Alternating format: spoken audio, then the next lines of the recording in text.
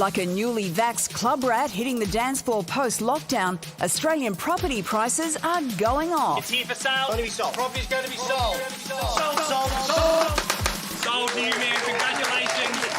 House prices across the country hitting record highs, growing at their fastest pace in almost 18 years. Why? Money is cheap. Money is the cheapest it's probably ever been. Our interest rates are at historic lows, and so people can borrow more money than they ever have been able to before.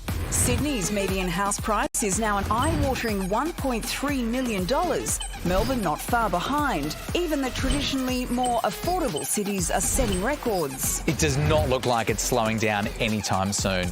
Look across the ditch where New Zealand house prices have gone up 20-25% in a year. Rents too are soaring, with a 3.2% rise over the March quarter, the biggest in 14 years. It's left minimum wage earners able to afford just 1.2% of rental listings. And as for welfare recipients, JobKeeper and the coronavirus supplement have ended, and at the same time, eviction bans have ended as well. So you're looking at a bit of a storm here for people trying to secure affordable housing.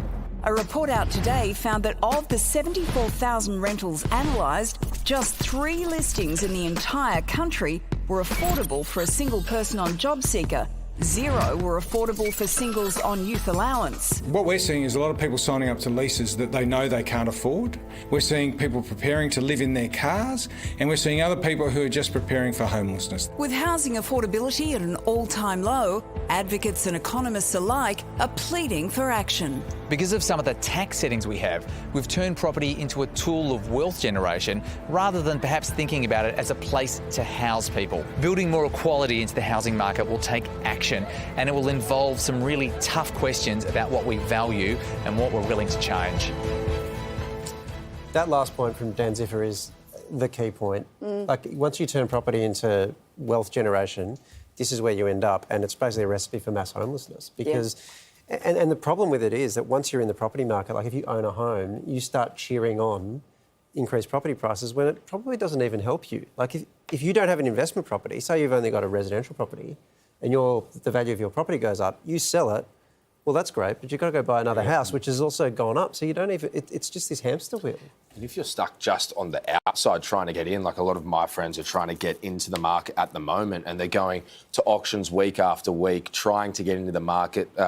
The houses are clearing for $300,000, $400,000 above the listing price.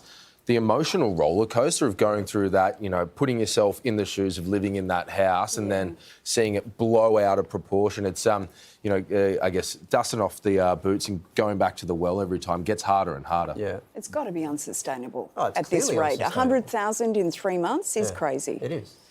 From expert opinions to in-depth analysis and reporting, the Project YouTube brings you the biggest stories from Australia and around the globe. Hit the subscribe button now for news delivered straight to your feed.